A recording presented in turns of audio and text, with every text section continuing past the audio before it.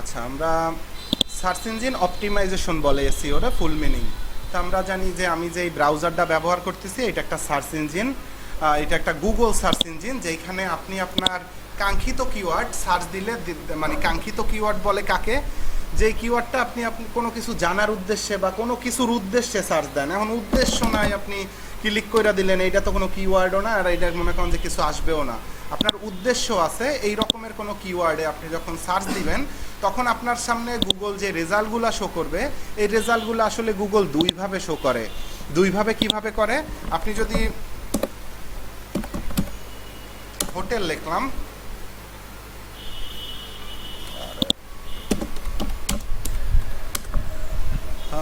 আসলে গুগল দুই টাইপের রেজাল্ট শো করে। গুগল আপনার কাছে যে রেজাল্ট, এই যে রেজাল্টটা শো করতেছে, আপনি কিওয়ার্ড সার্চ দিছেন, আপনি কিওয়ার্ড সার্চ দেন হলো এই জায়গাটায়, হয় এই জায়গায় না হয় এই জায়গায়, এইখানেই সার্চ দেওয়ার আসলে কিওয়ার্ড সার্চ দেওয়ার নিয়ম।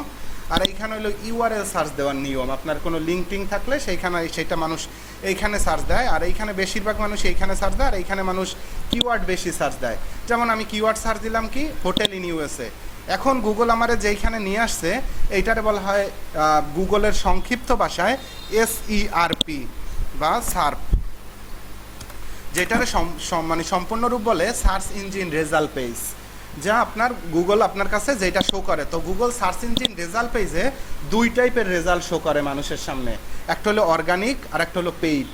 অর্গানিক বলতে বোঝানো হয় গুগল, যেমন আমি হোটেল ইন ইউএসএ লেখা সার্চ দিছি, হোটেল ইন ইউএসএ লেখা সার্চ দেওয়ার পরে আপনি দেখেন আপনার সামনে এই স্পন্সার অ্যাড, এই একটা ওয়েবসাইট আসছে, এই স্পন্সার আসছে, এই স্পন্সার এই কতগুলা স্পন্সার আসছে, এইগুলা গুগল রে সিপিসি অনুসারে টাকা দিছে। সিপিসি বলতে আপনারা তো জানেন যে কস্ট পার ক্লিক, সেই অনুপাতে ওরা গুগল রে ওই অ্যাডের জন্য, ওই একটা ক্লিকের জন্য ওই টাকাটা দিতেছে, ঠিক আছে। কিন্তু এইখানে যে র্যাঙ্কিং করছে এই ওয়েবসাইট booking.com, এ কোনো গুগলে টাকা টোকা দেয় নাই, এ নিজের মানে যোগ্যতায় নিজের দক্ষতা দেখাইয়া এইখানে র্যাঙ্ক করছে।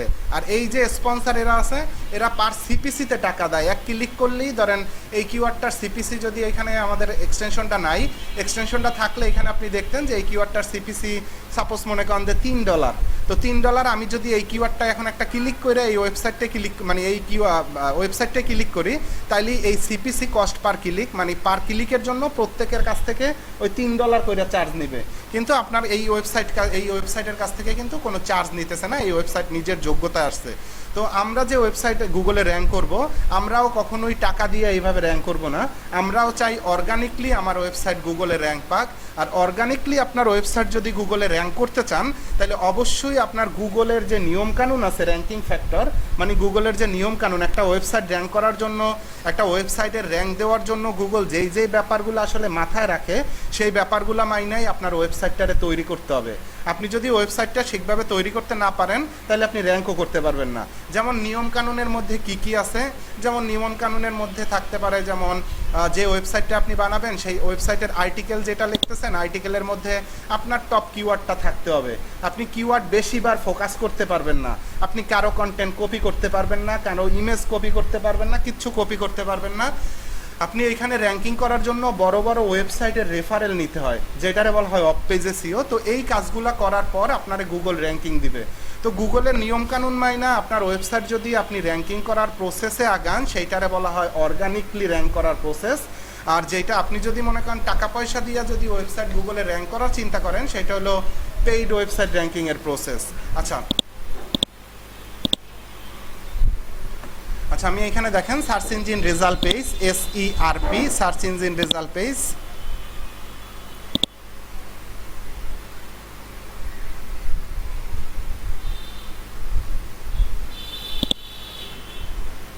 SE পেশাইভার্স।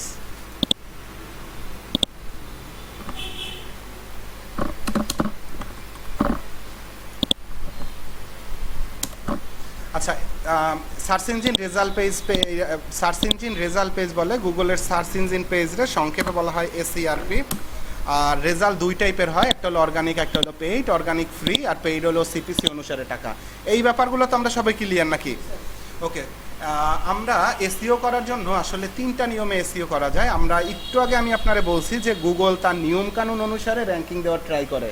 সেই নিয়মকানুনগুলারে গুগলের ভাষায় বলা হয় গুগল অ্যালগোরিদম, গুগলের অ্যালগোরিদম বলে। আর অ্যালগোরিদম মানে কি, মানে নিয়মকানুনগুলারে বলে অ্যালগোরিদম, যে এই নিয়ম মানলে তারে ওয়েবসাইট র্যাঙ্কিংয়ে 1 2 3 4 এই রকমের সিরিয়াল করতে। তো আমি যদি বলি যে সার্চ ইঞ্জিনের রেজাল্ট পেজে র্যাঙ্কিংয়ের জন্য আসলে দুই ওয়েতে কাজ করে, আমরা জানি সেটা হলো অর্গানিক এবং পেইড। আপনি যদি অর্গানিকলি র্যাঙ্ক করতে চান তাহলে 3 ভাবে র্যাঙ্ক করা যায়, একটা হলো হোয়াইট হ্যাট এসইও, একটা ব্ল্যাক হ্যাট এসইও, আর একটা হলো grey hat SEO. White hat SEO বলতে বোঝানো হয় ওই যে গুগলের নিয়মকানুনগুলো বলছি ওইগুলো সম্পূর্ণরূপে মাইনা যদি কোনো ওয়েবসাইট র্যাঙ্ক করার চিন্তা ভাবনা করে সে করতেছে হোয়াইট হ্যাট এসইও, মানে গুগলের সম্পূর্ণ নিয়মকানুন মাইনা। আর যে কোনো টাইপের গুগলের নিয়মকানুন মানে না, বিভিন্ন টাইপের বিভিন্ন সময় অ্যাপস আসে, বিভিন্ন সফটওয়্যার আসে, বিভিন্ন টাইপের মনে করেন যে কলা কৌশল আসে, যে গুগলে আপনার ওয়েবসাইট আপনারা দেখেন কাজ করতে করতে অনেক সময় অনেক অ্যাড পাবেন যে 1 ক্লিকে ব্যাকলিং করুন 500, ঠিক আছে, এই রকমের ব্যাকলিংগুলো আসে। ব্যাকলিং বলতে কি বোঝায়? ব্যাকলিং বলতে বোঝায় আপনার ওয়েবসাইটের লিঙ্ক অন্য টপ লেভেলের ওয়েবসাইটগুলোর মধ্যে আপনি রাইখে আসার যে প্রসেস, সেটারে বলা হয় ব্যাকলিং। যেমন আমার ওয়েবসাইট হলো হেলথ নিয়ে একটা ওয়েবসাইট, আপনারও হেলথ নিয়ে একটা ওয়েবসাইট, মানে আপনার ওয়েবসাইট হলো অনেক পুরানো ওয়েবসাইট, আপনার ওয়েবসাইটের মধ্যে যদি আমার ওয়েবসাইটের একটা লিঙ্ক রাখতে পারি তাহলে আমার ওয়েবসাইট অনেক বেনিফিট পাবে। তখন লিঙ্ক রাখার তো বিভিন্ন ওয়ে আছে, হয় আপনার আর্টিকেলের নিচে আমি কমেন্টের মাধ্যমে লিঙ্কটা রাখতে পারি, না হয় আপনার আমি একটা আর্টিকেলই লেখা দিতে পারি, যে আর্টিকেলের মধ্যে আমি একটা হাইপার লিঙ্ক করে লিঙ্ক রাখতে পারি। এই প্রসেসগুলোরে বলা হয় অফ পেজ এসইও। তো এই যে অফ পেজ এসইওর যে নিয়মকানুন আছে, অনেক সময় আপনি দেখবেন যে 1 ক্লিকে 500 ব্যাকলিং করুন, এই ব্যাকলিং করুন, এইগুলো হলো ব্ল্যাক হ্যাট এসইওর মধ্যে। এই যে ব্ল্যাক হ্যাট এসইও যদি আপনি আপনার ওয়েবসাইটের জন্য করেন, আর গুগল যদি কোনোভাবে ধরতে পারে যে আপনি আপনার ওয়েবসাইটের জন্য ব্ল্যাক হ্যাট এসইও করছেন, আপনি হয়তো বা কিছুদিন খুব দ্রুত র্যাঙ্কিং করতে পারবেন, কিন্তু গুগল ধরতে পারলে আপনার যেই ওয়েবসাইটের জন্য এই ব্ল্যাক হ্যাট এসইও করছেন সেই ওয়েবসাইট এবং আপনার নামে রেজিস্ট্রেশনকৃত গুগলে যত নামের ওয়েবসাইট থাকবে সব গুগল থেকে পেনাল্টি দিয়ে বের করে দিবে, ঠিক আছে। তো এই ব্যাপারগুলো হলো ব্ল্যাক হ্যাট এসইও। তো ব্ল্যাক হ্যাট এসইও গুগলের কাছে কোনোভাবেই সেফ না। আপনি কোনোভাবে ধরা খাইলে গুগল গুগলের মধ্যেই আপনার নামে কোনো রেজিস্ট্রেশনকৃত ওয়েবসাইটও রাখবে না। আচ্ছা, তো হোয়াইট হ্যাট এসইও বলতে বুঝলাম যে গুগলের সম্পূর্ণ নিয়মকানুন মাইনা, ব্ল্যাক হ্যাট এসইও বলতে বুঝলাম গুগলের নিয়মকানুন না মাইনা আমরা বিভিন্ন ফোর্সের মাধ্যমে গুগলে র্যাঙ্ক করার বিভিন্ন চিন্তা ভাবনা কইরা যে প্রসেসগুলো অবলম্বন করে সেইগুলোরে বলা হয় ব্ল্যাক হ্যাট এসইও। এবং গ্রে হ্যাট এসইও বলতে বোঝানো হয় হোয়াইট হ্যাট এসইও কিছু করে এবং ব্ল্যাক হ্যাট এসইওর কিছু সেফ মেথড কাজ করে।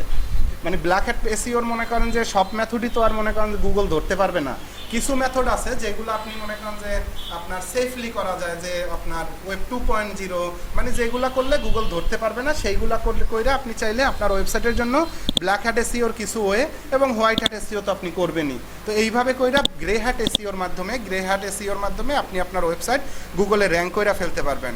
আর আমরাও মোটামুটি ব্ল্যাক হ্যাট মানে হোয়াইট হ্যাট এসইওরই সব ওয়ে শিখি, এরপর মধ্যে 2-1টা পার্ট শিখি হলো ব্ল্যাক হ্যাটের, যেগুলো সেফ মেথড, ঠিক আছে। আচ্ছা, তাহলে আমরা তো বুঝলাম হোয়াইট হ্যাট, ব্ল্যাক হ্যাট এবং গ্রে হ্যাট কি। ওকে, এখানে নিয়মকানুনও আছে, হোয়াইট হ্যাট কি ব্ল্যাক হ্যাট কি আপনারা পড়লেন, আমি শিট দিয়ে দেবো অবশ্যই।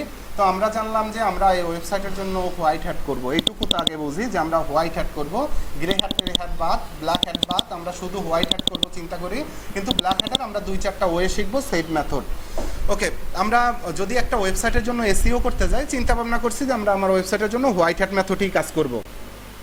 এখন হোয়াইট হ্যাট মেথডে যদি কাজ করি তাহলে একটা ওয়েবসাইটের জন্য আপনি যদি ব্যাকলিং মানে এসইও করতে যান, তাহলে একটা ওয়েবসাইটের এসইও করার জন্য 2টা পার্টে কাজ করতে, একটা আপনার অন পেজ এসইও বলে একটা, আর একটা হলো অফ পেজ এসইও।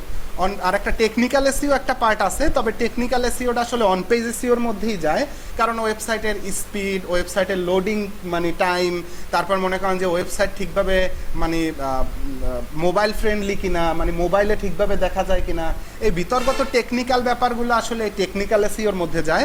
তবে আমরা অন পেজ এসইও এবং অফ পেজ এসইও 2টা পার্টই আমরা সব কিছু কমপ্লিট করে ফেলবো। অন পেজ এসইও বলতে বোঝানো হয় কি, সাপোজ আপনি একটা ওয়েবসাইট নিছেন,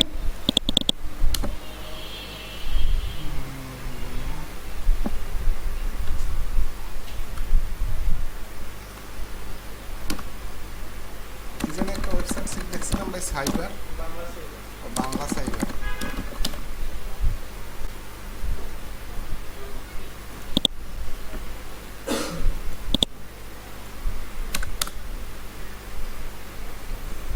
আচ্ছা, অন পেজ এসইও বলতে বোঝানো হয় কি কাকে, দেখেন আপনার অন পেজ এসইও বলতে এই ওয়েবসাইটটা আমি লগ ইন করা ছাড়া যা কাজ করব বাহিরে সেইটার কোনোটাই অন পেজ না। আমি ওয়েবসাইট লগ ইন করার পরে, এই ওয়েবসাইট লগ ইন করার পরে সাপোজ আমি এখান থেকে 2024 কাটতে চাই, এই ওয়েবসাইট লগ ইন করা ছাড়া আমার পক্ষে পসিবল না, কারণ এই ওয়েবসাইটের ওনারই পারবে শুধুমাত্র এই ওয়েবসাইটের ভেতরগত কাজগুলো করতে। তো এই ভেতরগত যত কাজ আছে, যেমন আপনার এইখানে একটা লোগো ইউজ করছেন, লোগোটা ইউজার ফ্রেন্ডলি না, এইখানে যে আর্টিকেলটা লিখছেন আর্টিকেলটা ইউজার ফ্রেন্ডলি না, ইউজার ফ্রেন্ডলি বলতে যে ভিজিটররা আপনার ওয়েবসাইটে এসে আর্টিকেল পড়বে তাদের মনে করেন যে মানে কাছে এটা ঠিকভাবে ওপেন হয় না, এগুলারে বলা হয় ইউজার ফ্রেন্ডলি। মানে ইউজার ফ্রেন্ডলি হইলো মানুষ যে ভালোভাবে পড়তে পারবে সেইটা হলো ইউজার ফ্রেন্ডলি। আর যদি ঠিকভাবে না পড়তে পারে বা ঠিকভাবে মানুষ ওয়েবসাইট না দেখতে পারে বা ঠিকভাবে মানুষ ওয়েবসাইটের ভিতরে সব কাজগুলো ঠিকভাবে করতে না পারে, সেটা ইউজার ফ্রেন্ডলি না। তো আপনার এই ভিতরগত যত কাজ আছে সেই কাজগুলোরে বলা হয় অন পেজ এসইও। আপনার ভিতরগত কি, ওয়েবসাইট ঠিক করা, ওয়েবসাইটের ক্যাটাগরি সাজানো, ওয়েবসাইটের আর্টিকেল লিখতে গেলে টাইটেল ঠিক করা, আর্টিকেলের মধ্যে কোথায় লিঙ্ক ইউজ করতে হয়, কোথায় লিঙ্ক ইউজ করতে হয় না। এছাড়াই আর্টিকেলের মধ্যে থেকে আপনারা জানেন যে এই লিঙ্কিং করা যায়, যে হাইপার লিঙ্কিং করা যায়, তাইলে কোন কিওয়ার্ডেরে হাইপার লিঙ্ক করতে হয়, কোন কিওয়ার্ডেরে করতে হয় না, এই যে ভিতরগত যত কাজগুলো আছে সবগুলোরে বলা হয় অন পেজ এসইওর কাজ। আমরা অন পেজ এসইও তো বুঝলাম নাকি? ওকে, অফ পেজ এসইও কি তাইলে? অফ পেজ এসইও একটু আগে আমি যেটা বললাম যে আপনার ওয়েবসাইট বিভিন্ন ওয়েবসাইটের মধ্যে গিয়া লিঙ্ক রাইখা আসার যে ওয়েটা, যেমন আপনার এই আর্টিকেলটার আপনি ব্যাকলিঙ্ক করবেন, ব্যাকলিঙ্ক বলতে অফ পেজ এসইও বলে বোঝায়। যেমন এটা হলো ইতালির ভিসা প্রসেস ফ্রম বাংলাদেশ।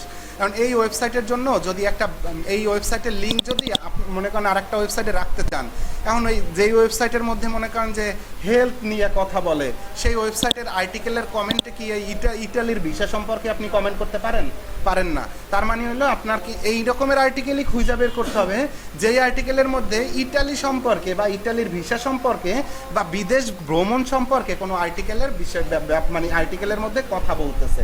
এই রকমের আর্টিকেলের নিচে গিয়েই কিন্তু আপনি এই কমেন্টটা করতে পারেন, তাই না? আচ্ছা, এছাড়া আর কি করতে পারেন? এছাড়া করতে পারেন আমার ওয়েবসাইটে মনে করেন যে ইটালি নিয়ে আমি একটা আর্টিকেল লিখছি, বা আমার ওয়েবসাইটে মনে করেন বিদেশে কিভাবে যায় বা বিদেশে কেরিয়ার করার জন্য কী করণীয় এই ব্যাপারে আমি আর্টিকেল লিখি। আপনার ওয়েবসাইটে ইতালি নিয়ে একটা আর্টিকেল লিখছেন, মানে আপনি আমারে বলতে পারেন যে ভাই আপনার ওই আর্টিকেলটার মধ্যে আমার একটা আর্টিকেলের লিঙ্ক দিয়ে দেন, কারণ আপনার ওইটার সাথে এটা সামঞ্জস্যপূর্ণ ছাড়া কোনো আর্টিকেলের লিঙ্ক কোনো আর্টিকেলের বা কোনো ওয়েবসাইটের মধ্যে অন্য কোনো ওয়েবসাইটের লিঙ্ক দেওয়া যায় না।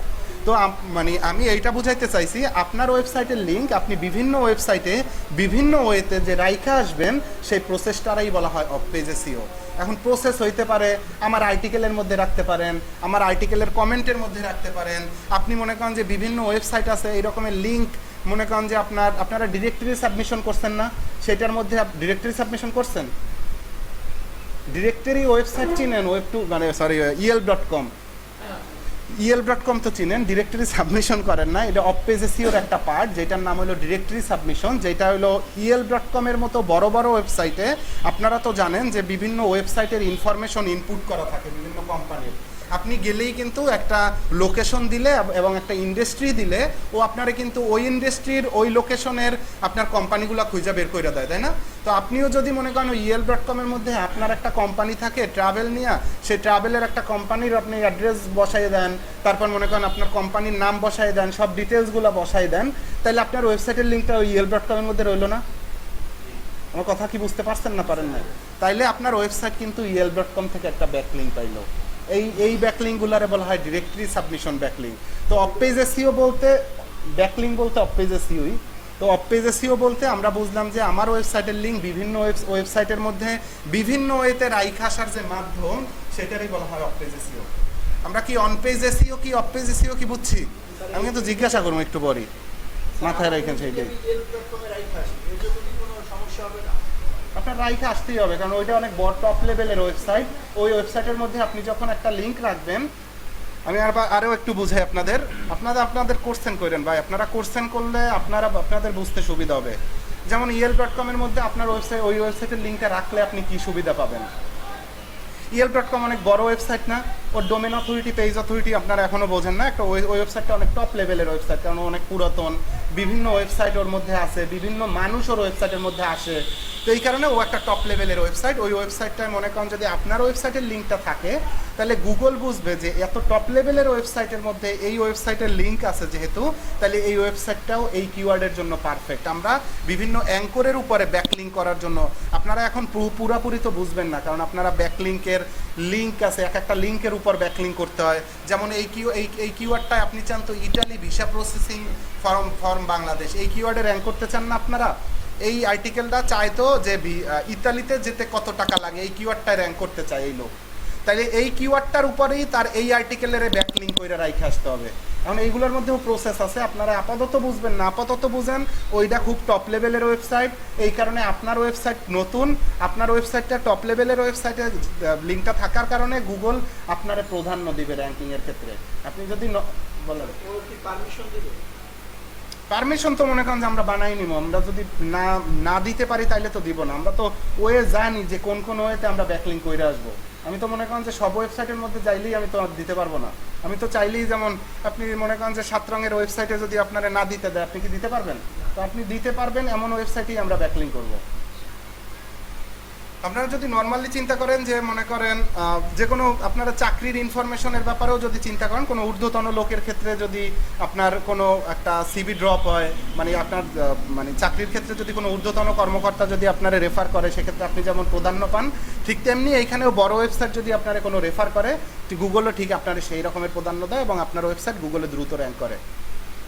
আচ্ছা, তাইলে আমরা কি অন পেজ এসইও বলে কাকে, অফ পেজ এসইও বলে কাকে ক্লিয়ারলি বুঝছি? ইয়েলপের না না, ইয়েলপে তো মানুষ যায় তার বিভিন্ন কোম্পানির ইনফরমেশন খুঁজতে। তো আপনার মনে করেন যদি আপনার ওয়েবসাইটে যদি যে ইন্ডাস্ট্রিতে থাকবে সেই ইন্ডাস্ট্রিতে আপনার মানে আপনার কোম্পানিটাও ইনপুট হইলো না, এবং ওইখানে আরও মানে ওর মধ্যে অনেক ডাটা বেশি হয়ে গেল না, এক্ষেত্রে ইয়েলপ হিসাবে লাভ করবে। মনে করেন যে বিভিন্ন ইনফরমেশন আপনার কাছ থেকেও নিতেছে, যে ইনফরমেশনগুলো মানুষ দেখতেছে ওর ওয়েবসাইটে গিয়া, সেক্ষেত্রে মনে করেন ইয়েলপ ওইখান থেকে লাভবান। এমনিতে যে আপনারা ব্যাকলিঙ্ক দিছে এই কারণে যে লাভবান, এই কারণে কোনো লাভবান নাই। হ্যাঁ, ওদের ওয়েবসাইটে মানুষ বিভিন্ন কোম্পানি খুঁজতে যায় না, তো অনেক কোম্পানি আছে না যে অ্যাড দিয়ে উপরের দিকে থাকে, ওইটা দিয়ে লাভ আছে, বা ওরা অ্যাড শো করায়, বা আপনার ইনফরমেশনটা রাখতেছে না, এই কারণে মনে করেন ওর ডাটাটা ফুলফিল হইতেছে, অনেক ডাটা পাইতেছে মানুষ আইসা।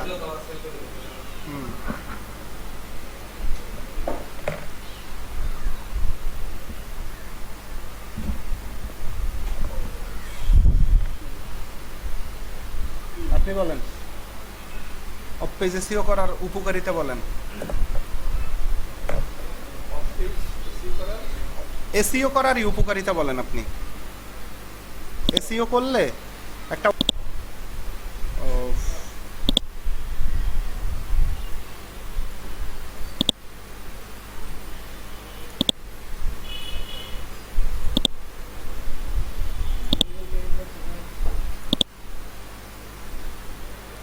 আচ্ছা, আপনাদের পিসিতে, বাসার পিসিতে অবশ্যই হর্সমাই সার্চ এক্সটেনশনটা অ্যাড রাখবেন, এবং আপনার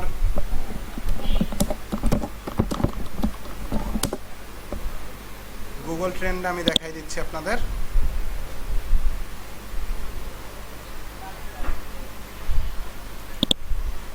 গুগল ট্রেন্ড হলো গুগলের একটা আপনার টুলসের মতো কাজ করেও একটা website, trend.google.com।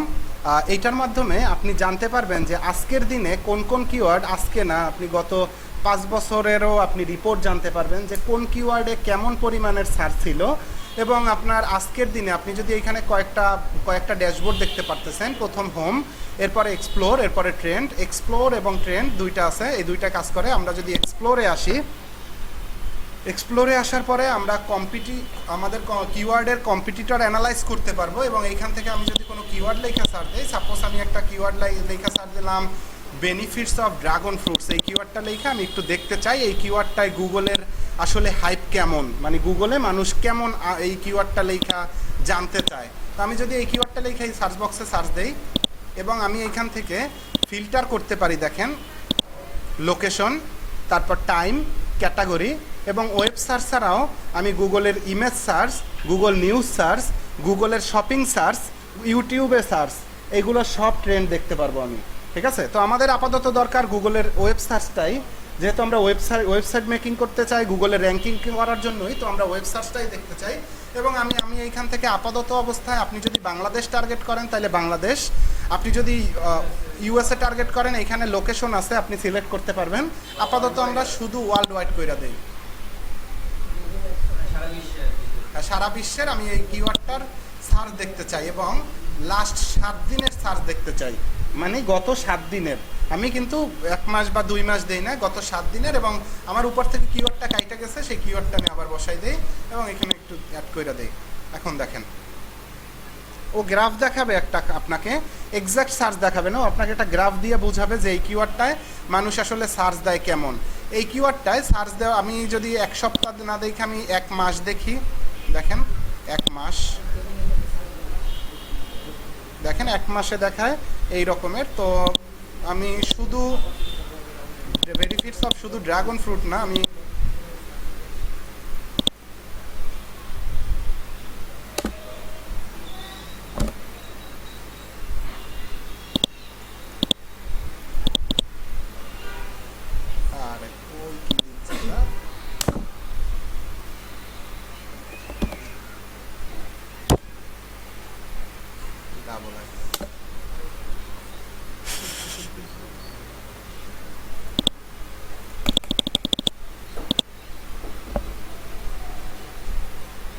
Google Ads account খোলা আছে Ads account Google Ads account কেন আপনি কি অ্যাড দেবেন?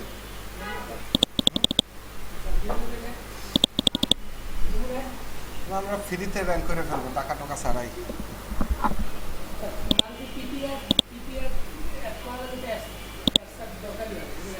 পেপার কস্ট, আপনি যদি কারো অ্যাড দিতে চান, আপনি কারো অ্যাড দিতে চাইলে তো তাইলে আপনার দিতে হবে। আপনি যদি অ্যাডের ব্যাপারে নাই যে আমার কারো অ্যাড দরকার না, আমি গুগলে নিজের যোগ্যতায় র্যাঙ্ক করবো, তাইলে তার প্যারা নাই আপনার। কত কাজ করবেন আপনি, কত সাপোর্ট দিবেন বলেন? আর দেখাই হবে না।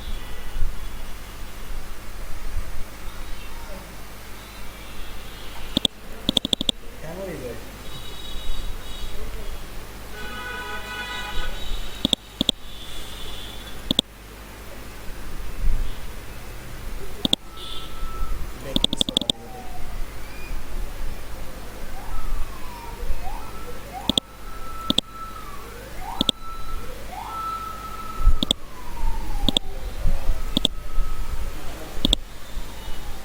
দেখেন, আপনি একটা কিওয়ার্ড থেকে আর একটা কিওয়ার্ড কম্পেয়ার করতে পারবেন এবং আপনি এখান থেকে আবার আমি একটু 7 দিনই দেখি, কারণ 7 দিন দেখলেই গ্রাফটা প্রপার বোঝা যায়।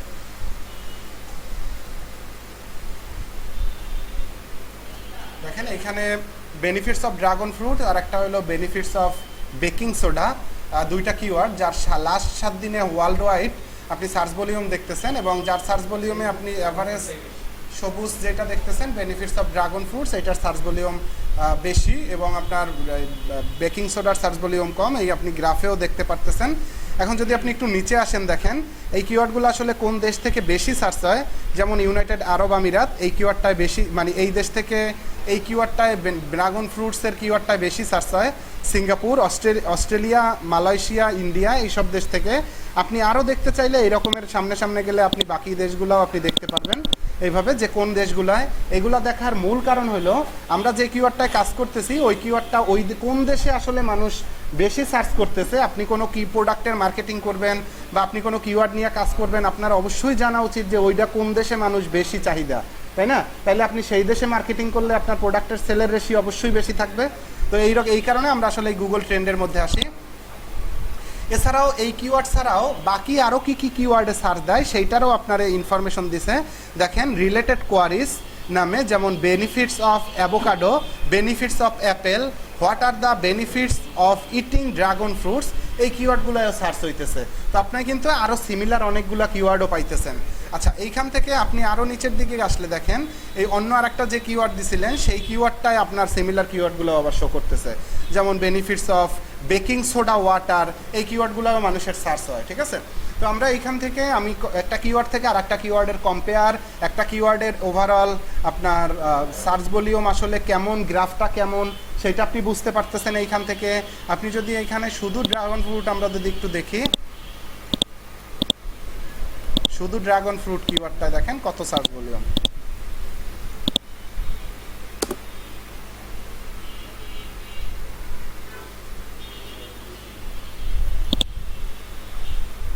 কই অগো দেখেন, দেখছেন ওর সার্চ কি। এর মানে আপনি কিন্তু বুঝতেছেন যে এই কিওয়ার্ডটা প্রচুর হাইপে, প্রচুর, যা হিউজ ট্রাফিক শুধু ড্রাগন ফ্রুট কিওয়ার্ডটায়। এবং আপনি নিচে যান, যাতে বলতেছে যে কেনিয়ার লোক কি ড্রাগন ফ্রুট লেখে বেশি সার্চ দেয়, ফিলিপাইন, সাউথ আফ্রিকা, আর ইউনাইটেড আরব আমিরাত ও সিঙ্গাপুর। ওকে, এইগুলো থেকে আমরা সার্চ পাইতেছি। ওকে, আমরা তাইলে একটা কিওয়ার্ড আমরা যখন পাবো সেই কিওয়ার্ডটা আসলে কেমন সার্চ আছে এটা তো আমরা বুঝতে পারবো। আচ্ছা, এখান থেকে আরো কি আছে দেখেন, ট্রেন্ড নাও একটা অপশন আছে, ট্রেন্ডিং নাও।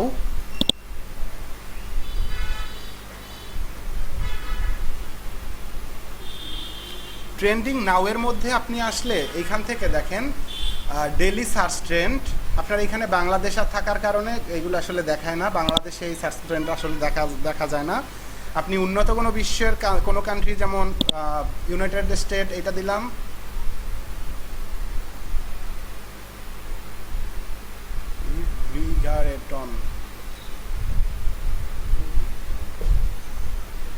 আচ্ছা দেখেন, আমি যদি এইখান থেকে এই কিওয়ার্ডটা মানে একটা গুগল ট্রেন্ডে আসি এবং এইখান থেকে daily search, real time search এবং আমি লোকেশনটা সিলেক্ট করে দেই, তাহলে আপনার ওই লোকেশনে ওই টাইমে, যেমন রিয়েল টাইম সার্চে আমি যদি ক্লিক করে ইউনাইটেড স্টেট দেই, তাহলে এই লোকেশনে রিয়েল টাইমে কোন কিওয়ার্ডে হাইপ আছে সেইটাও বুঝাই দিতেছে। যেমন এই কিওয়ার্ডটায় লাস্ট 24 ঘন্টায় মোটামুটি গ্রাফের দিকে আপনি তাকাইলে আগে একটু ভালো ছিল, এখন কমতেছে। কিন্তু এই কিওয়ার্ডটায় প্রচুর পরিমাণ ব্রেকিং নিউজ নামে 2024 এই কিওয়ার্ডটায় ইউএসএ থেকে প্রচুর পরিমাণ মানুষ সার্চ দিতেছে এই ব্রেকিং নিউজ লেখা শুধু। তো আপনি দেখতেছেন যে এটার কিওয়ার্ডটার মানে গুগলের ট্রেন্ড হাই, মানে গুগল ট্রেন্ড কিন্তু ডাউন না। আপনি এখান থেকে গ্রাফ দেখা বুঝতেছেন যে গুগলের ট্রেন্ড হাই না লো। ইভেন হাই হয়েছিল, এখন আবার লো হইতেছে, এবং এই হাই হয়েছিল, এরপরে আবার লো হইতেছে, এখন লোতেই যাইতেছে। এইগুলো কিন্তু আপনি বুঝতেছেন এইখান থেকে। তো এইগুলো দিয়ে আসলে কি করণীয়? এইগুলো দিয়ে করণীয় হলো, আমরা যদি এই কিওয়ার্ডটা পাই, আমরা তো জানি এই কিওয়ার্ডে ইউএসের মানুষ এখন বেশি পরিমাণের খুঁজতেছে এই কিওয়ার্ডগুলোয়, তাই না? এটা মেবি কোনো সকারের কোনো খেলা টেলা, কি আমেরিকা ভার্সেস সাইভাস। ওকে, আমরা এই কিওয়ার্ডগুলো সার্চ হয় সেটা বুঝাইতেছে। আমরা যদি এই কিওয়ার্ডগুলো একটু দেখি,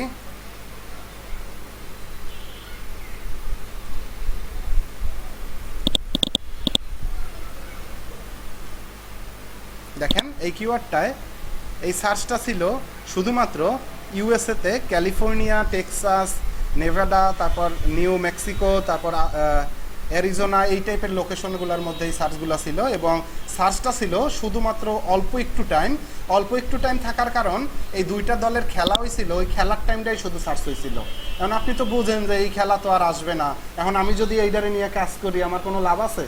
কারণ ও খেলা তো শেষ। তো এই রকমের বুঝা যেমন এই হাইপ কিন্তু শেষ ওর, এখন কিন্তু ও ডাউন। এখন মানুষ হয়তো বা হাইলাইট দেওয়ার জন্য সার্চ দিতেছে। আপনি এছাড়াও মনে করেন যে আরও কিওয়ার্ড এখন অনেক সময়, যেমন আমি একটু আগে আপনাদের বলছিলাম যে গুগল ট্রেন্ড বুঝা যদি আপনি আপনার ওই ব্লগ স্পটেও পোস্ট দেন এবং ওই পোস্টগুলো সোশ্যাল মিডিয়ায় শেয়ার দেন, এই যেমন এই গুগল ট্রেন্ড কিন্তু আপনি এখান থেকে বুঝতেছেন যে কোন কিওয়ার্ডগুলো মানুষের এখন বর্তমানে চাহিদাপূর্ণ কিওয়ার্ড। আপনি এখান থেকে কি বুঝতে পারবেন না এখন যে কোন কিওয়ার্ডগুলোর মানুষ চাহিদা আছে, কোন কিওয়ার্ডগুলো মানুষ চায় দেখতে? এখান থেকে কিন্তু আমরা বুঝতেছি। তো আমি যদি এই কিওয়ার্ডটাও একটু দেখি, এইটা আসলে কি, ওকলাহোমা সিটি থান্ডার, এইটাও মনে হয় খেলা ছিল। এই দেখেন, এই খেলা ছিল। তো এই কিওয়ার্ড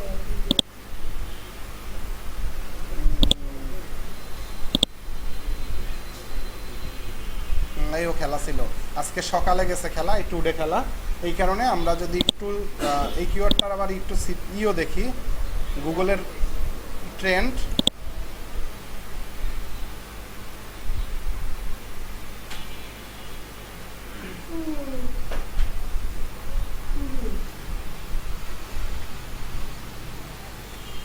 দেখেন যেই দিন খেলা থাকে, 11ই মে, তারপর 13ই মে,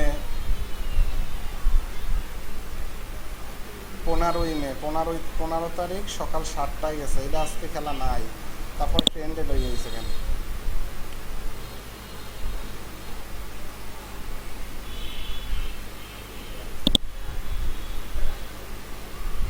এইটা মনে হয় কোনো টিভি সিরিজ টিরিজ হইবে দেখেন টিভি সিরিজ যেমন আপনি তো দেখছেন যে এই টিভি সিরিজটার হাইপ আছে মানে এই টিভি সিরিজটা যদি আপনার ওই ব্লগ স্পটেও পোস্ট দেন ব্লগ স্পটে পোস্ট দিয়ে এরপরে যদি ব্লগ স্পটের পোস্টারে যদি বিভিন্নভাবে শেয়ারও দেন তাহলেও কিন্তু আপনার ট্রাফিক আসতে থাকবে কারণ এটার হাইপ আছে এখন বর্তমানে আপনি নিউজ খুলবেন আপনি তো মনে করেন যেহেতু ব্লগ স্পট লইয়া ইজিলি টাকা ইনকাম করতেছেন সেহেতু তো অবশ্যই আপনার ওই হেলথ নিয়ে বসে থাকলে কাজ হবে না আপনার হাইপ খুঁজতে হইবে তখন আমার কথা বোঝেন না আপনি যদি মনে করেন হেলথ নিয়ে কাজ করেন তাহলে আপনি চিন্তা করতে হবে যে আমি ওইটার গুগলে র্যাঙ্ক করবো ওই ওয়েবসাইট আপনি তো তখন ওই সোশ্যাল মিডিয়ার ট্রাফিক দিয়ে আপনি কী করবেন তখন তো আপনার মাথায় চিন্তা থাকবে আমার গুগলে র্যাঙ্ক করতে হবে আপনি দ্রুত ইনকাম করার যে সোর্স সেইটার ব্যাপারটা বলছি আমি ওইটা যে আপনি হাইপ ট্রেন্ড চলতেছে ওই হাইপ ট্রেন্ডের পোস্ট দিবেন এবং ওই হাইপ ট্রেন্ডে গুগলে ট্রাফিক ঢুকাই দিবেন মানে আপনার ওয়েবসাইটে কেন কেন প্রতিদিন খোলা লাগবে কেন একটা মানুষ কি প্রত্যেকটা ওয়েবসাইটে আলাদা আলাদা একটা একটা পোস্ট দেয়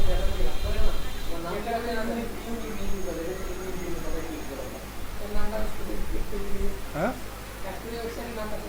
কেন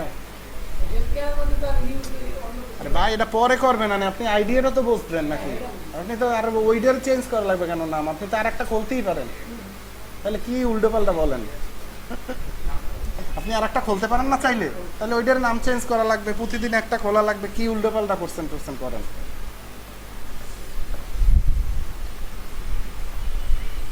আমি বুঝাইতেছি যে আপনারা যদি ট্রাফিক পান তাহলে আপনি যে কোনো ওয়েতে ইনকাম করতেই পারবেন তো ট্রাফিক বাড়ানোর জন্য আপনি যদি গুগলে ট্রেন্ডটা বুঝতে পারেন যে গুগলে মানুষ কোন ব্যাপারে আগ্রহী তো শুধু তো সে গুগলে থাকবে না তাইলে তো সোশ্যাল মিডিয়া সবগুলোই মানুষ ওই ব্যাপারে আগ্রহী না তো ওই ব্যাপারে যদি আগ্রহী থাকে ওই ব্যাপারের পোস্টগুলো যদি আমি দিয়া আমার ওয়েবসাইটে ওই ট্রাফিকগুলোরে নিতে পারি তারপর আমার ওয়েবসাইটে যদি অ্যাড শো করাইতে পারি তাহলে তো আমার ইনকাম আসতে থাকবে ওইখান থেকে আমার তো তাইলে ওই অ্যাড নেটওয়ার্কের ওই ওয়েবসাইটে অ্যাড আসবে কতদিন পর অতদিন ওয়েট করা লাগবে না এটা দিয়ে আপনি আপাতত নিজে চলার জন্য যা ইনকাম ওইটা ইনকাম করে ফেলতে পারবেন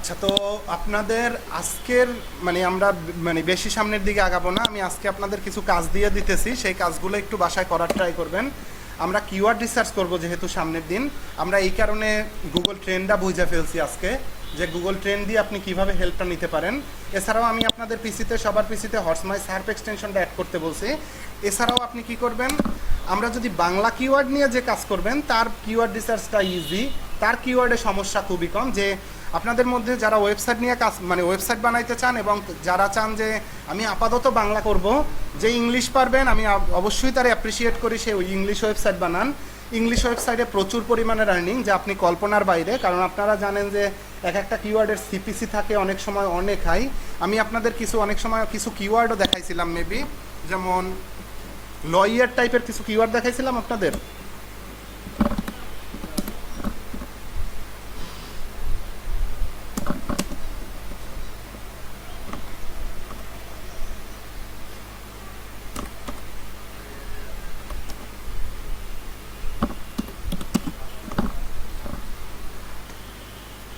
দেখেন এই টাইপের যে কিওয়ার্ডগুলো থাকে দেখেন স্পন্সর অ্যাড কিন্তু উপরে ঠিকই আছে এই কিন্তু স্পন্সর অ্যাড আছে একটু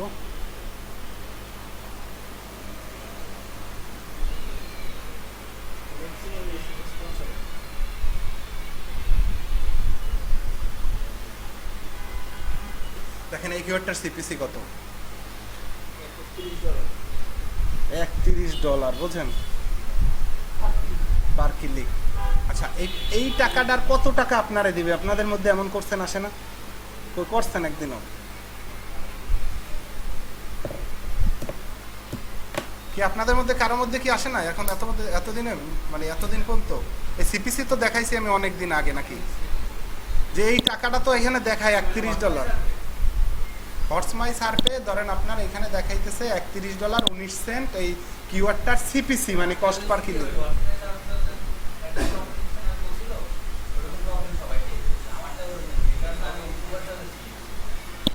গুগল সাজেস্টেড আপনার সিপিসি শো করে না? করে তো। আমি সিপিসির ব্যাপার বলতেছি আপনাদের, দেখেন সিপিসির বলতে আমি বলতেছি যে এইখানে সাপোজ মনে করেন যে আমি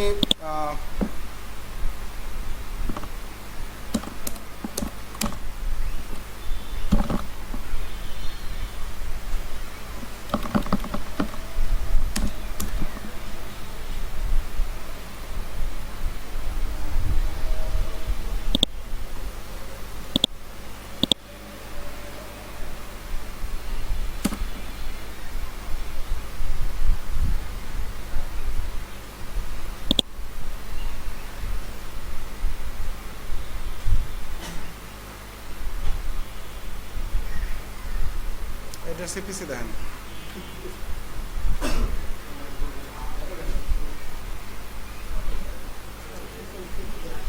বলছেন সিপিসি দেখছেন, ওটাতে $1.50 দেখেন।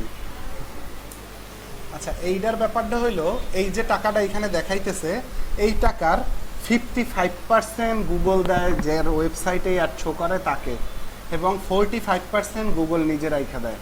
কি বলছি বুঝতে পারছেন?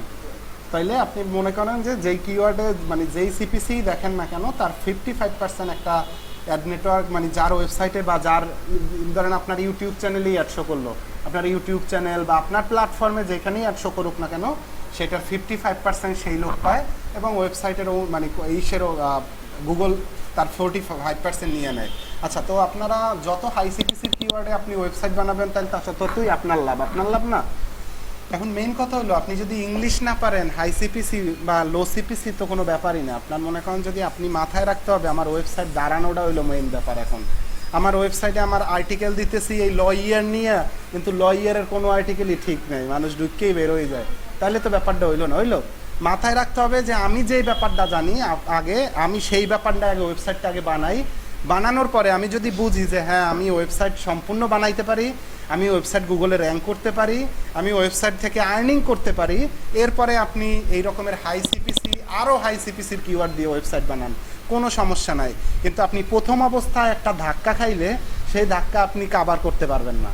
আমার কথাটা কি বলছি বুঝতে পারছেন? আপনার কাভার করাটা কষ্টকর হয়ে যাবে। বাংলা আর্টিকেলগুলোর সিপিসি অনেক কিওয়ার্ডের নাই। আমি বলি আপনার বাংলা কিওয়ার্ডগুলোর সিপিসি এই জায়গায় দেখবেন 0, অনেক সময় নাই, এবং অনেক সময় মনে করেন যে কিছু থাকলেও অনেক কম, 10 সেন্ট 20 সেন্ট 50 সেন্ট এই রকমের, অনেক বেশি নাই। কারণ কথা হইলো মনে করেন যে এর মানে কি ওরা টাকা পায় না? হ্যাঁ ওরাও টাকা পায়, ওরা ইমপ্রেশনে পায়, কিন্তু একটু কম পায়, টাকাটা একটু কম না, মোটামুটি এইসব কিওয়ার্ডের সাথে তো আর তুলনা সম্ভব না, ঠিক না? মানে একটু কম না, মোটামুটি অনেকই কম। কিন্তু মনে করেন যে আপনি একটা ওয়েবসাইট কিনলেন ধরেন আপনার ওয়েবসাইটে খরচ হইলো 3000 টাকা, আপনার থিম কিনলেন 1000 টাকার, টোটালি 4000 টাকা আপনার খরচ হইলো। 4000 টাকা খরচ হওয়ার পরে আপনার ওয়েবসাইটে কিন্তু আর খরচ নাই। যেমন আর্টিকেল কেমনে লিখবেন আপনি, আর্টিকেল পাবলিশ করা, ওয়েবসাইটের ব্যাকলিঙ্ক করা, ওয়েবসাইটে অ্যাডসেন্স আনার আগ পর্যন্ত আপনার কিন্তু নিজের কষ্ট ছাড়া আর কোনো খরচ নাই। আপনি যদি অ্যাডসেন্স আনার আগ পর্যন্ত অ্যাডসেন্সটাও আপনি যদি নিয়ে আসতে পারেন, তো অ্যাডসেন্স টাইমেও যদি ওয়েবসাইটটা সেল করতে চান তাহলেও আপনি 10 থেকে 15,000 টাকা সেল করে দিতে পারবেন, যাতে আপনার ওয়েবসাইটে কোনো লস নাই, আপনি কিন্তু লাভ সহ নিয়ে আসতেছেন। আমার কথা কি বলছি বুঝছেন? যে আপনি ওই ওয়েবসাইটে আর কাজ করবেন না, আপনি ওয়েবসাইটটা যে আমি একটু ট্রায়াল দিলাম, আমি ওয়েবসাইটে অ্যাডসেন্সটা আনতে পারি কিনা দেখলাম, অ্যাডসেন্সটা আনার পর আপনি সেল করে আপনি আর একটা ওয়েবসাইট নেন, সেটাও সমস্যা না। কিন্তু আমার কথা হইলো আপনার আগে তো কাজটা জানতে হবে। আপনি মনে করেন যদি চিন্তা করেন আগে শিখি, এরপরে যখন ইংলিশ আবার পাইরেটাইরা বা কাজটাজ পাইরেটাইরা তারপরে কোর্সের পর আবার একটা ওয়েবসাইট বানাবো, তাহলে ওই বানাইবি নিয়ে আনে আর বানানো হবে না, ঠিক আছে? তাইলে যাইবে সব। কিন্তু আপনার মনে করেন আপাতত যেহেতু আপনি কাজ করতেছেন, সেহেতু আপনি যদি সাথে কাজ না করে আগান, তাহলে তো আপনি মনে করেন যে পরবর্তীতে আর করতেই পারবেন না, কারণ আপনার মনে করেন যে কাজই এলোমেলো হয়ে যাবে, আপনি করবেন কেমনে? আচ্ছা, তো আপনারা যখন যদি বাংলার উপরে আত্মবিশ্বাসী থাকেন যে আমি বাংলা তো লিখতে পারবেন, আপনি 5টা আর্টিকেল পড়ে একটা আর্টিকেল লিখতে পারবেন না, এটা তো অসম্ভব। 5টা আর্টিকেল পড়ে আপনি কিভাবে লিখবেন, কিভাবে বিভিন্ন জায়গা থেকে লেখা কালেক্ট করবেন, আমি তো সেটা শিখাই দিব। আপনি বাংলা ওয়েবসাইট বানান আর ইংলিশ ওয়েবসাইট বানান, ইংলিশটা যদি আপনি পারেন তাহলে আপনি অবশ্যই ইংলিশ ওয়েবসাইট বানাবেন, এবং ইংলিশ ওয়েবসাইট কোন কোন নিশের জন্য বানাবেন এবং কোন কোন কিওয়ার্ডের জন্য বানাবেন আমি অবশ্যই আপনাদের দেখাই দিব। আপনাদের বাসায় কাজ হলো আপনারা কিওয়ার্ড রিসার্চ করার জন্য আমরা মানে আপনি ফ্রি থিম ইউজ করতে মানে ফ্রি টুলস ইউজ করতে চাইলে করতে পারেন, তবে আমরা যে টুলসটা ইউজ করি ওইটা ফ্রি এবং পেইড দুই ভার্সনই আছে, যেটার নাম হলো কিওয়ার্ড রিভিলার।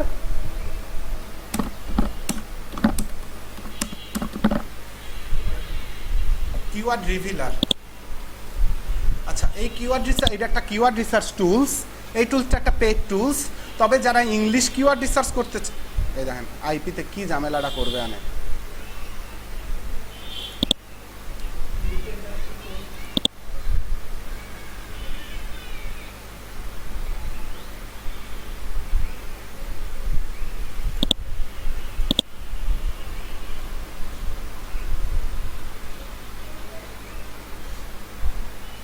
আচ্ছা এটা একটা কিওয়ার্ড রিসার্চ টুলস। আপনার আমি একটু আগে বলছি যে বাংলা কিওয়ার্ড রিসার্চ করার ক্ষেত্রে কম্পিটিটররা অনেক দুর্বল থাকে, মানে যারা কম্পিটিটর বাংলা কিওয়ার্ডে, আপনি যদি বাংলা কিওয়ার্ড নিয়ে কাজ করেন এবং প্রপারলি যদি আমার দেখানো পথে কাজ করেন, আপনি 3 মাসের মধ্যে বেশিরভাগ কিওয়ার্ডে আপনার র্যাঙ্ক হয়ে যাবে। আপনি অফ পেজ এসইও করার আগেই র্যাঙ্ক হওয়া শুরু করবে। আপনি অফ পেজ এসইও কিছু করলেই আপনার কিওয়ার্ড র্যাঙ্ক করতে পারবেন, র্যাঙ্ক হইতে থাকবে, মানে বিভিন্ন কিওয়ার্ডে আপনার ওয়েবসাইট গুগলের র্যাঙ্কিংয়ে চলে যাবে। এখন আপনি যেহেতু আমরা মনে করেন যে অবশ্যই কিওয়ার্ড রিসার্চ আমাদের শেখা লাগবে, যেহেতু আমরা মনে করেন শুধু বাংলা না, আমি পরবর্তীতে ইংলিশ ওয়েবসাইট বানাইলেও যাতে আমার কিওয়ার্ড রিসার্চটা প্রপারলি শিখতে পারি, এবং আমরা শুধু কিওয়ার্ডের টুলস না, টুলস ছাড়াও আমরা ম্যানুয়ালি কীভাবে একটা বুঝতে পারি যে এই কিওয়ার্ডটাই আসলে কম্পিটিশন লো, আমি এই কিওয়ার্ডটাই দ্রুত র্যাঙ্ক করতে পারবো, আমি সেই আইডিয়াও আপনাদের মাথায় দিয়ে দিব। আমি আগে মনে করেন যে টুলস অনেক ইউজ করতাম, অনেক টুলস ইউজ করতাম। এখন বর্তমানে আমি মনে করেন যে একটা সার্চ ইঞ্জিন, সাপোজ এই কিওয়ার্ডটা নিয়ে কাজ করব, এই কিওয়ার্ডটা কী কিওয়ার্ড, যেমন সাপোজ মনে করেন যে আমি কিওয়ার্ড নিয়ে কাজ করব ডিভোর্স লয়ার ইন অ্যাটলান্টা, এই কিওয়ার্ডটায় এখন আমি যদি এই যে ওয়েবসাইটে এইখানে 5-10টা ওয়েবসাইট আছে, এই 10টা ওয়েবসাইট যদি নিয়ে আমি একটু রিসার্চ করি, একটু বোঝার ট্রাই করি এরা আসলে দুর্বল না স্ট্রং, তাইলে আর আমার মনে করেন কোনো টুলসের মধ্যে যাওয়া লাগে না। আমি কি বলছি বুঝতে পারছেন? মানে আমার কথা হইলো কিওয়ার্ড রিসার্চ বলতে আপনি এইটুকুরই বোঝেন যে কিওয়ার্ডটায় আপনি আর্টিকেলটা লিখবেন, সেই কিওয়ার্ডে যারা র্যাঙ্কিংয়ে আছে তারা আসলে কতটা শক্তিশালী এবং তাদের শক্তিরে পিছনে ফেলাইতে আপনার কি পরিমাণের সময় লাগবে, সেই আইডিয়াটা জেনারেট করা কিওয়ার্ড রিসার্চের সব থেকে মুখ্য বিষয়। আমার কথা কি বলছি বুঝতে পারছেন আপনারা? মানে আপনি তো চান যে এই কিওয়ার্ডটা এই লোকগুলা পিছনে যাক আপনার, তাই না? তাহলে এই কিওয়ার্ড এই লোকগুলা কতটা শক্তিশালী আপনি যদি নিজে বুঝতে পারেন, তাহলে তো আপনার কোনো টুলসের মধ্যেই যাওয়া লাগে না, লাগে আপনি তো বুঝতেছেনই যে এই লোকগুলা খুবই স্ট্রং, আমি কিছু করতে পারবো না এদের, তো আপনি টুলসে গেলে তো টুলস এইগুলাই বলবে যে এই লোকটা স্ট্রং, এরে আপনি পিছনে ফেলাইতে পারবেন না, আপনার কিওয়ার্ড অনেক হাই লেভেলের কিওয়ার্ড, এইরকমেরই আপনারা বইলে দিবে। ঠিক আছে, তো আমরা আপাতত অবস্থায় কিওয়ার্ড রিভিলারে অ্যাকাউন্ট ক্রিয়েট করব। কিওয়ার্ড রিভিলারে বাসায় আপনারা প্রত্যেকে 5টা অ্যাকাউন্ট ক্রিয়েট করবেন। কারণ 5টা অ্যাকাউন্ট কেন ক্রিয়েট করবেন, আপনারা এইখানে যদি না একটা ইমেল দিয়ে না, যেমন দেখেন এইখানে ফ্রিতে আপনি টোটাল পার ডে 3টা কিওয়ার্ড রিসার্চ করতে পারবেন। তাহলে আপনার 3টা কিওয়ার্ড দিয়ে কিছু হবে? আপনার লাগবে তো অনেকগুলো কিওয়ার্ড, তো 5টা হইলে অন্তত 15টা রিচার্জ করতে পারবেন, ঠিক না? কিন্তু আপনি যদি এটা পেইড কেনেন, তাহলে আপনার পেইড কিনলে সেক্ষেত্রে আপনার 50টা কিওয়ার্ড পার ডে রিচার্জ করতে পারবেন, তাও 1 মাসের জন্য, কিন্তু মানে সারা বছরের জন্য না, 1 মাসের জন্য আপনার তাও দিতে হবে কয় টাকা? $12.50 দিতে হবে আপনার, মানে এইটার জন্য। হ্যাঁ, তো আমাদের এইটা দরকার নেই। আমি যদি এখানে 5টা অ্যাকাউন্ট থাকে তাইলেই তো আমি 5বার রিচার্জ করতে পারতেছি, এবং আমি আপনাদেরকে সহজ উপায় শিখাই দিব। তারপর আপনার না আসলে হবে যে আমি এইখান থেকে মানে গুগলের মধ্যে থাকা অবস্থায় যাতে কম্পিটিশন দেখে আমি বুঝতে পারি যে এই কিওয়ার্ডটা খুবই হাই কম্পিটিশন না লো কম্পিটিশন, তাইলেই তো আমার কিওয়ার্ড রিসার্চের ব্যাপারগুলো আরও ক্লিয়ার হয়ে যাবে, তাই না? ওকে, তো আপনাদের এখানে 5টা অ্যাকাউন্ট ক্রিয়েট করার জন্য আপনাদের 5টা ইমেল লাগবে। যেহেতু 5টা ইমেল লাগবে, সেহেতু আপনাদের অনেকেরই হয়তো বা 5টা ইমেল নাই। আপনারা চাইলে ফেক ইমেল ইউজ করতে পারেন। ফেক ইমেল কি? ফেক ইমেল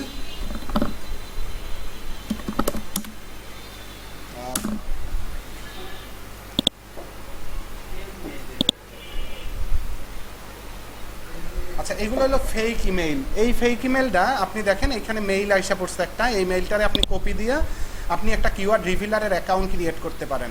অ্যাকাউন্ট ক্রিয়েট করবেন কিভাবে? আপনি এখানে আসেন, আসার পরে রেজিস্টার, আপনার নাম দেন, লাস্ট নেম, ইমেল অ্যাড্রেস, এরপরে পাসওয়ার্ড আবার তো একই তৈরি।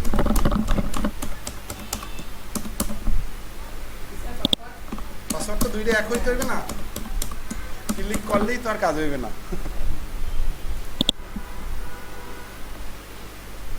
অ্যাকাউন্ট ক্রিয়েট করার জন্য আপনার মেইলে একটা কনফার্মেশন মেইল পাঠাইছে বলতেছে। আপনার নিজের মেইল দিয়ে করলে মেইলে একটা কনফার্মেশন লিঙ্ক যাবে, আর যেহেতু আপনি এইখান থেকে করতেছেন এই মেইলের এইখানে একটা কনফার্মেশন মেইল আসবে। একটু ওয়েট করেন, এই জায়গায় গ্যাপে এইখানটায় একটা কনফার্মেশন মেইল আসবে, আপনি রিফ্রেশ দিতে পারেন চাইলে, কিন্তু এই পেজ দিয়ে বের হয়ে যাওয়া যাবে না। এই কনফার্মেশন মেইল আসছে একটা, দেখছেন? এই দেখেন, যে কোনোটাই করতে পারেন ভাই, ফেক মেইলের তো আর অভাব নাই। আমি তো এখান থেকে একটা ওয়েবসাইটের মধ্যে গেছি, ফেক মেইল টেম্প মেইল একই। আপনারা আমি ওইখানে থেকে একটা ওয়েবসাইটে ঢুকে গেছি ফেক মেইল লিখে। আপনার ওইখানে অনেক ওয়েবসাইট আছে, সবগুলাই এইভাবে আপনারা মেইল দিবে, এবং এই মেইল আসছে আপনি মনে করেন যে এই নিচে এইখানে ক্লিক করেন, আপনারা ওয়েব মেইল চিনেন, এইখানে ওয়েবসাইট অ্যাড করা আছে, অনেক মেইল আছে, আপনি যে কোনো একটা ওয়েবসাইট সিলেক্ট করতে পারেন। এই সামনের অংশ আপনি চাইলে অ্যাড করে আরও কাটতে পারেন।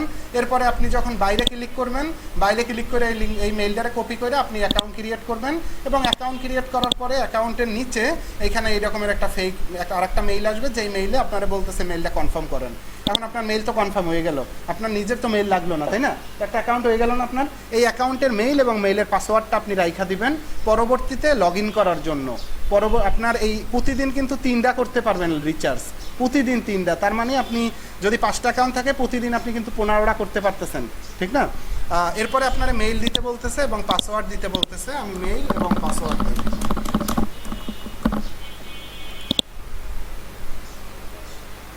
ওকে, আমার অ্যাকাউন্ট লগ ইন হয়ে গেছে। এখন কথা হইলো, আপনি যদি 5টা অ্যাকাউন্ট ক্রিয়েট করতে চান, দ্বিতীয় নাম্বার অ্যাকাউন্ট ক্রিয়েট করতে গেলেই আপনারা আর করতে দিবে না, ঠিক আছে? কারণ আপনারা ধরবে যে আপনি এত অ্যাকাউন্ট কী করবেন কইরা। তো সেক্ষেত্রে আপনারা অবশ্যই বিভিন্ন ভিপিএন, বিভিন্ন টাইপের এই সেভ ব্রাউজার, বিভিন্ন টাইপের মনে করেন যে ইনকগনিটো উইন্ডোজ এগুলো ইউজ করে আপনার করতে হবে। সবাই কি ক্লিয়ারলি বুঝছেন?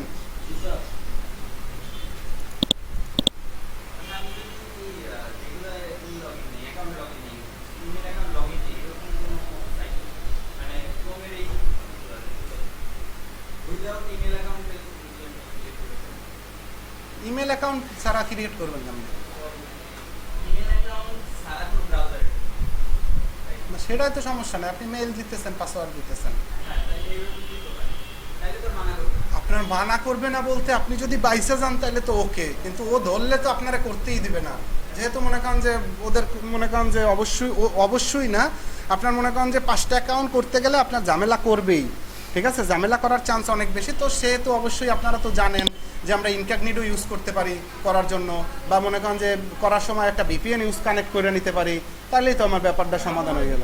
হ্যাঁ, আমার ভিপিএন এখন একটা দেশ কানেক্ট করছি, এখন মনে করেন যে আমি এই প্যারিস দিয়ে কানেক্ট হয়েছি ফ্রান্সের, আমি পরেরটা সিঙ্গাপুর দিয়ে করি, তাইলে আর সমস্যা করার চান্স কম থাকবে।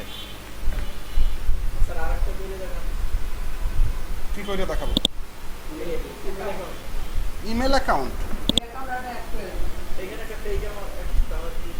হুম,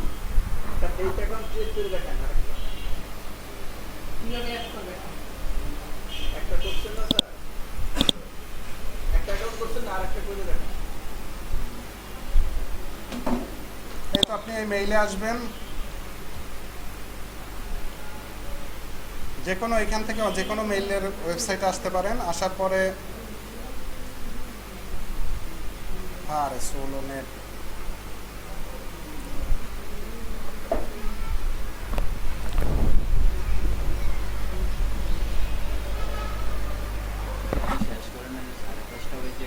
শেষ ক্লাস।